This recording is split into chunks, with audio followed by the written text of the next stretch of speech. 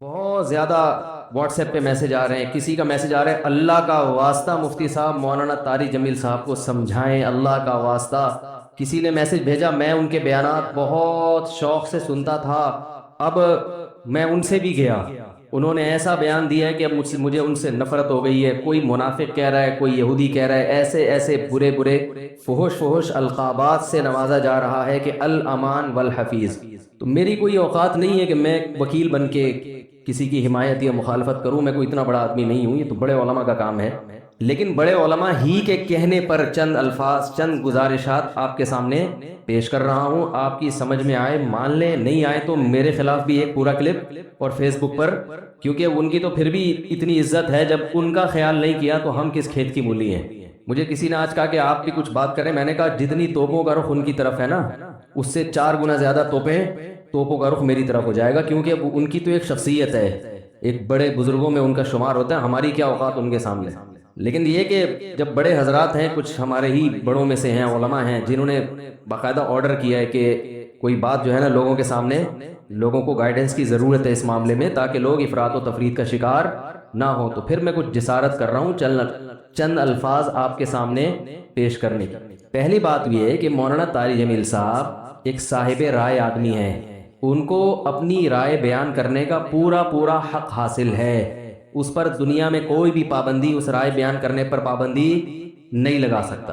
آپ کو اپنا ظرف تھوڑا سا وسیع کرنا چاہیے کہ آپ اپنے سیاسی لیڈروں کی پالیسی کے خلاف، آپ کے سیاسی لیڈروں کی پالیسی کے خلاف اگر کوئی چل رہا ہے تو آپ کے اندر اتنا ظرف ہونا چاہیے کہ آپ اس کو برداشت کرو۔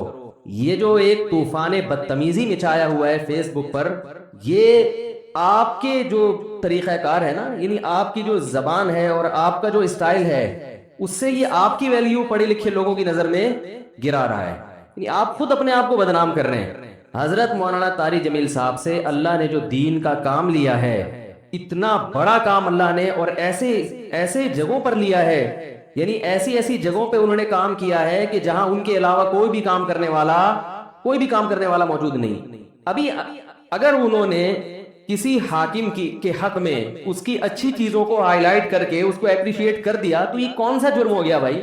یہ کون سی کتاب میں لکھا ہے کہ یہ جرم ہے؟ لوگوں کے میسج آ رہے ہیں، امام احمد ابن حنبل ظالم حاکم کے سامنے ڈٹ گئے تھے اور ان کا جیل سے جنازہ نکلا، امام ابو حنیفہ ڈٹ گئے تھے، انہوں نے وزارت کو قبول نہیں کیا، ان کا جیل سے جنازہ نکلا۔ امام ابو حنیفہ رحمہ اللہ تعالی نے اگر وزارت قبول نہیں کی تو کیا ساری دنیا کے سارے علماء میں کسی نے بھی وزارت قبول نہیں کی ہے؟ امام ابو یوسف نے قاضی القضاء کا عہدہ قبول کیا۔ امام احمد ابن حنبل رحمہ اللہ تعالی جو اس حاکم کے سامنے ڈٹ گئے تھے، وہ اس بیس پہ نہیں ڈٹے تھے کہ وہ ان کا کوئی ذاتی رنجش تھی یا کوئی مسئلہ تھا۔ امام احمد ابن حنبل کو حاکم وقت مجبور کر رہا تھا کہ اس کی مرضی کا فتویٰ دیں۔ بات آ رہی ہے سمجھ میں؟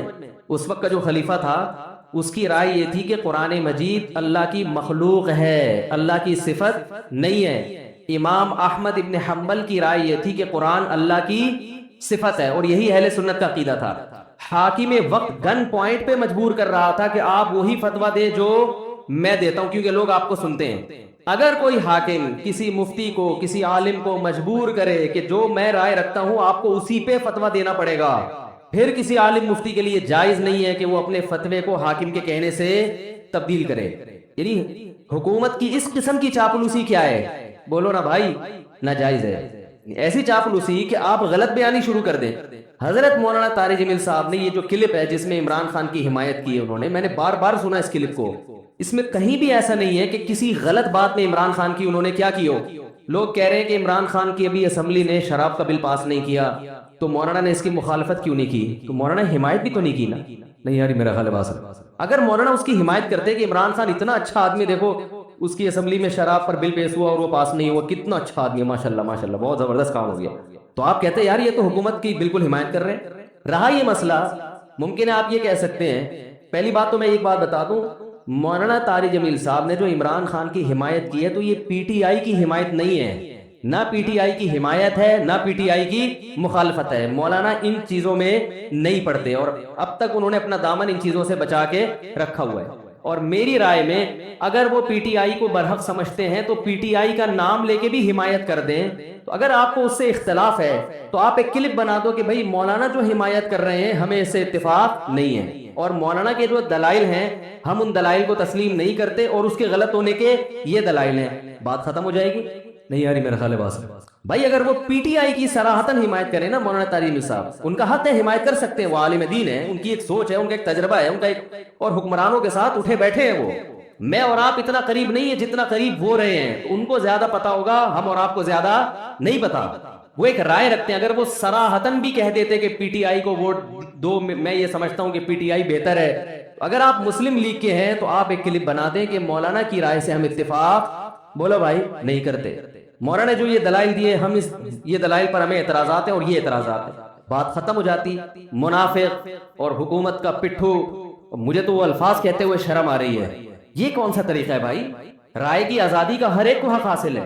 تو میں کہتا ہوں اگر وہ صراحتاً بھی حمایت کر دیتے, آپ ان کی مخالفت پر ایک کلپ جاری کر دیتے کہ ہم ان سے اتفاق نہیں کرتے, ختم ہو جاتی بات. جبکہ انہوں نے پی ٹی آئی کی حمایت نہیں کی ہے, انہوں نے عمران خان کی اگر حمایت کی ہے تو اس لیے نہیں کہ وہ پی ٹی آئی کا سربراہ ہے, اس لیے کہ وہ ملک کا سربراہ ہے. بات آ رہی ہے سمجھ میں؟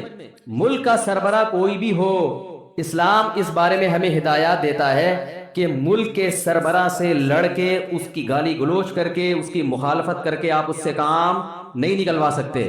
اسلام میں حکم ہے ملک کے سربراہ کی اطاعت کا, فرما برداری کا, اس کی تعظیم کا, اس کی عزت اور اس کے احترام کا. ہمارے اکابر کی تاریخ ہے یہ. امام احمد بن حنبل کا جو حاکم وقت سے جھگڑا ہوا تھا, وہ حاکم نے زبردستی گن پوائنٹ پہ اپنی مرضی کا فتویٰ ان سے اگلوانے کا کہا تھا. یہ زیادتی ہو گئی تھی. اس کے باوجود امام احمد بن حنبل کے پاس لوگ آئے اور انہوں نے کہا کہ ہم, آپ قوم کو جمع کریں, ہم اس حاکم کی ایسی کی تیسی کر دیتے ہیں. آپ تاریخ اٹھا کے دیکھیں, امام احمد بن حنبل نے اس کام سے لوگوں کو منع کیا. تو مولانا طاری جمیل صاحب نے جو عمران خان کی حمایت کی, عمران خان جو اچھے کام کر رہا ہے مولانا کی نظر میں, مولانا نے ان اچھے کاموں میں کیا کیا ہے, لوگوں کو ترغیب دی ہے کہ اس میں عمران خان کا ساتھ دیں. اور میں بھی یہی کہتا ہوں, اور صرف عمران خان کے بارے میں نہیں کہتا, اگر نواز شریف کی حکومت ہوتی اور وہ کچھ اچھے کام کر رہا ہوتا تو میں بھی یہ کہتا کہ اس معاملے میں آپ کس کی حمایت کریں, نواز شریف کی حمایت کریں. زرداری بھی اگر کوئی اچھے کام کرے گا تو ہم ببانگے دہل یہ کہیں گے کہ اس کام میں آپ کس کی حمایت کریں. وہ الگ بات ہے, اس بیچارے نے, یعنی اس میں ابھی تک اختلاف ہے کہ کوئی ایسا کام کیا بھی ہے کہ جس کو اچھا کہا جا سکے کہ نہیں, اس میں اختلاف ہے. کچھ کہتے ہیں کہا ہے کیا, کچھ کہتے ہیں نہیں کیا. تو کوئی بھی کرے گا.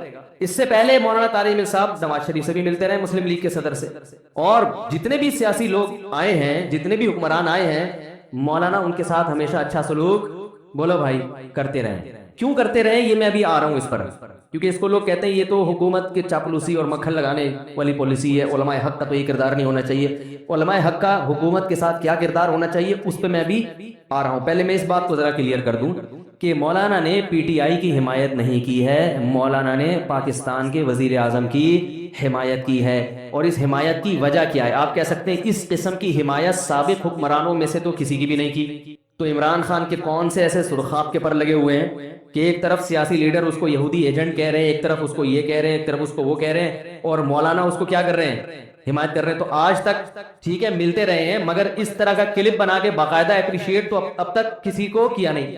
اس کا جواب مولانا نے اپنے کلپ میں دے دیا. ابھی پھر میں نے بیان سے پہلے ان کا کلپ دوبارہ سنا ہے. مولانا نے کہا ہے کہ یعنی پاکستان کو مدینہ جیسی ریاست بناؤں گا, یہ دعویٰ اب تک کسی وزیر اعظم نے نہیں کیا. انہوں نے وجہ بیان کر دی, بھئی اتنا زبردست دعویٰ کیا ہے کہ میں مدینہ جیسی ریاست بناؤں گا, تو مجھے یہ دعویٰ بہت اچھا لگ رہا ہے, میرا دل چاہ رہا ہے کہ میں کیا کروں, اس کی حمایت کروں. آپ کہہ سکتے ہیں کہ عمران خان نے یہ جھوٹا دعویٰ کیا ہے, تو بھئی اگر آپ کی رائے کہ جھوٹا دعویٰ کیا ہے تو آپ حمایت نہ کریں. کیا ہو گیا بھائی؟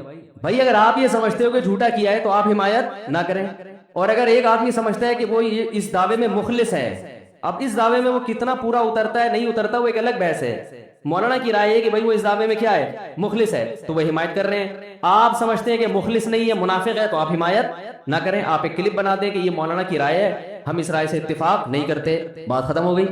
توہین رسالت کی سزا پاکستان میں کیا ہے؟ قتل ہے نا, تو جرم بڑا ہے, سزا بھی کیا ہے, بڑی ہے. تو اس کے لیے بھی قانون یہ ہونا چاہیے کہ ثبوت بھی اور شک و شبہ سے بالکل بالاتر, دو ٹوک اور واضح لفظوں میں توہین ہونی چاہیے جس کا کوئی دوسرا مطلب نہ بنتا ہو. اس میں زبان کا لڑکھڑا جانا اور کہہ کچھ رہا تھا نکل کچھ اور گیا. اگلے کو موقع دینا چاہیے کہ آپ کیا کہنا چاہتے ہیں. اور اگر ہم سپریم کورٹ قانون میں یہ اناؤنس کر دے, یہ فیصلے کے وقت سنا دے کہ اتنے سارے شبہات پیدا ہو گئے ہیں جن شبہات کی وجہ سے جرم ثابت نہیں ہو رہی, تو آپ سپریم کورٹ کی کو چیلنج نہیں کر سکتے. ہمارے ہاں ہو یہ رہا ہے کہ کسی پر توہین کا جو ہے نا الزام لگا. اب ہوتا کیا, میں ہوائی فائرنگ نہیں کر رہا, یہ ہوائی باتیں نہیں کر رہا. ہمارے ہاں اس قانون کا کیسا غلط استعمال ہو رہا ہے. اصل میں خود نہیں اندر گئے نا, کسی دن تم پہ الزام لگے کسی تمہاری غلطی جو تم جان کر نہیں کر رہے ہو, اور خود اندر ہوگے تو پھر تمہیں احساس ہوگا کہ یہ ہو کیا رہا ہے مارکیٹ میں. ہمارے ہاں پتہ ہے کیا ہوتا ہے, کسی نے کوئی پوسٹر پھاڑ دیا, اس بیچارے کو نہیں پتا تھا کہ اس پہ نبی صلی اللہ علیہ وسلم کا نام لکھا ہوا ہے. اس کی دیوار خراب کر دی آپ نے, پوسٹر لگا دیا, وہ پوسٹر پھاڑ دیا اس نے, وہ نیچے کہیں نالی میں گر گیا. آپ کو ویسے ہی انتقام لینے کا شوق تھا, کوئی مسئلہ چل رہا تھا آپ کا اس کے ساتھ, یا آپ نے اس کو, وہ غیر مسلم ہے, آپ نے اس کو ورغلایا, اس کو ٹارچر کیا, اس کے مذہب کو برا بلا کہا, اس کے بڑوں کو آپ نے برا بلا کہہ کے اتنا ٹارچر کیا کہ اس کی زبان سے بھی کوئی لفظ آپ کے خلاف یا اسلام کے خلاف نکل گیا. آپ نے فوراً بندوں کو جمع کیا, دیکھو یہ نبی کو ایسے کہہ رہا ہے, دیکھو اس نے قرآن کی توہین کی ہے, دیکھو اس نے یہ کیا ہے. لوگ یہ نہیں دیکھتے کہ اس نے کہا بھی ہے کہ نہیں, ہو سکتا نہیں کیا اس نے. ایک لوگوں کا جمع غفیر اکٹھا ہو جائے گا اور جائیں گے تھانے رپورٹ کرانے کے لیے. اتنے لوگ اس میں, ہر آدمی سمجھتا ہے آج مجھے عشق رسول کو ثابت کرنے کا اللہ نے موقع دیا ہے. چرسی بھی آپ کا ساتھ دیں گے, ہیروئنچی بھی آپ کے ساتھ ہوں گے, محلے کے بڑے بڑے گنڈے جن 20 بندوں کو قتل کر چکے تھے, آج تک کبھی انہوں نے کوئی سنت پوری نہیں کی ہوگی, لیکن ان کو بھی موقع ملے گا کہ آج ہمیں موقع ملا ہے ہم توہین رسالت کے مرتکب کو کیفر کردار تک پہنچائیں. وہ اس کی تحقیق نہیں کرتے کہ حقیقت میں ایسا ہوا بھی ہے کہ نہیں ہوا. پھر آپ پہنچ جائیں گے تھانے. ایس ایچ او صاحب کو پتا ہے اگر میں نے ایف آئی آر نہیں کاٹی پورا ہجوم میری بوٹیاں کووں کو کھلائے گا. سمجھ رہے ہو نہیں آ رہی بات؟ میرا خیال ہے یہ قوم کا جذباتی پن ہے جو میں بتا رہا ہوں. نہیں سمجھ میں آ رہا نا تو کبھی آپ کے اوپر پڑے گی تو پتا چلے گا. پھر جناب ایف آئی آر بھی کٹے گی, تمہارا باپ بھی کاٹے گا ایف آئی آر. تو پھر جب عدالت میں مقدمہ چلے گا, جج کو پتا ہے اگر میں نے جیل نہیں کیا تو قوم مجھے, میری بوٹیاں کس کو کھلائے گی؟ کووں کو کھلائے گی. سمجھتے ہو؟ اور ادھر سے جو وکیل ہوگا نا, جو اس کی طرف سے وکیل ہے جس پر فرد جرم لگی ہے, اس کو پتا ہے کہ اگر میں نے اس کا زیادہ دفاع کیا تو میری بوٹیاں کس کو کھلائی جائیں گی؟ کووں کو. بتاؤ ایسے موقع پہ انصاف ملے گا کسی کو؟ نہیں. یہی بات سمجھ میں. پھر جب وہ کیس اس کے اوپر چلے گا, ہر جج پہنائے گا کہ یار یہ آگے کسی کو, پھر کیس چلتا ہے لمبا. پھر لوگ کہتے ہیں ہم تو پہلے ہی کہتے تھے حکومت قادیانیوں سے ملی ہوئی ہے, سیدھا لٹکا کیوں نہیں رہی اس کو مجرم کو؟ ہم تو پہلے ہی کہتے تھے یہ حکومت یہودیوں کی ایجنٹ ہے. پھر لوگ کہتے ہیں ہم تو پہلے ہی کہہ رہے تھے کہ غیر ملکی طاقتیں اس کے ساتھ ملی ہوئی ہیں, اور حکومت بھی غیر ملکی طاقتوں کے ساتھ ملی ہوئی ہے. یہ تو ہیں ہی سارے وہاں کے ایجنٹ. پھر اگر سپریم کورٹ بری کر دے اور پہ لکھ دے کہ جی اتنے پوائنٹ ہیں, اتنے شبہات ہیں جس کی وجہ سے ہم یقینی طور پہ نہیں کہہ سکتے کہ اس نے توہین کا ارتکاب کیا ہے, تو سپریم کورٹ کو گالیاں, وہ معین اختر کے ماموں جیسے گالیاں دیتے تھے نا, صحیح ہے, تو وہی کام ہمارے ہاں عوام کر رہی ہوتی ہے. تو قوم میں جذباتی پن کچھ ضرورت سے زیادہ ہے, میچور نہیں ہے ہماری قوم. مذہب کا غلط استعمال کر کے آپ اپنے اوپر پابندیاں ملک میں لگاؤ گے. پاکستان ابھی گرے لسٹ میں ہے, اور یہی حرکتیں تھوڑے دن اور چلی تو بلیک لسٹ میں آ جائے گا. پھر جب تمہیں کھانے کو روٹی نہیں ملے گی, پہننے کو کپڑا نہیں ملے گا, گالیاں دو گے اپنے حکمرانوں کو. وہ تو اب دیکھو قرآن نے کیا بیان کیا, زنا کی سزا سخت ہے نا, تو اس کے ثبوت کے لیے قرآن نے معیار بہت اونچا کر دیا ہے. تو توہین رسالت کی سزا اگر قتل ہے, اس کے ثبوت کے لیے بھی معیار کیا ہوگا؟ بہت اونچا ہوگا. ہر شک کا فائدہ مجرم کو ہوگا. جہاں تھوڑی سی کنفیوژن پیدا ہو, دیکھو زنا میں کیا ہے, 4 آدمی گواہی دیں گے عدالت میں جا کے. کتنے گواہی دیں گے؟ 4. فقہا نے بیان کیے جہاں بھی جج کو ذرا سا تردد ہوا نا کہ کچھ گڑبڑ ہے, فوراً سزا کیا ہوگی؟ ساقط. شک کا فائدہ کس کو پہنچایا جائے گا؟ مجرم کو. وجہ کیا ہے کہ ایک بے گناہ آدمی مارا جائے, یہ بدترین ہے اس سے کہ 100 گناہگار چھوٹ جائیں. پولیس کا کیس ہے میرے بھائی, ایسے سمجھنے والی باتیں نہیں ہیں. اسلام کہہ رہا ہے کہ بہت اونچا معیار کرو اگر سزا سخت ہوگی. اور ہم کیا کہہ رہے ہیں؟ نہیں, ہم توہین رسالت یا اس کے معاملے میں ہم کسی کی نہیں سنیں گے. اور ایسے ایسے نعرے ایجاد کیے ہوئے ہیں نا, وہ میں نعرے بتاؤں تو نعرے ہی غلط ہیں. جو نعرے ایجاد کیے گئے ہیں نا, وہ نعرے کیا ہیں؟ وہ شریعت کے خلاف ہیں. تو اس لیے زیادہ فنٹر بننے کی کوشش مت کرو. تو اسلام کیا کہتا ہے؟ اصل مقصد اسلام کا فلسفہ سمجھانا ہے کہ جہاں سزا سخت ہوگی اس کے ثبوت کے لیے معیار بہت زیادہ اونچا ہو جائے گا، سخت ہو جائے گا. اس میں آپ جذباتی پن پہ آ گئے نا، اگر کہ اس کو عدالت نے کیوں بری کر دیا، اس کو عدالت نے کیوں بری کر دیا، یہ تو توہین کا مرتکب تھا، تو عدالت نے بری کر دیا. آپ اگر عدالت کو کہتے ہو نا یہ عدالتیں 2 نمبر ہیں، تو قوم کو بھی آپ 1 نمبر نہیں کہہ سکتے کہ ان کا بھی کوئی بھروسہ نہیں ہے کہ انہوں نے جس پر مقدمہ ڈالا وہ واقعی مجرم ہے بھی یا نہیں ہے. ان کا بھی کوئی بھروسہ نہیں ہے.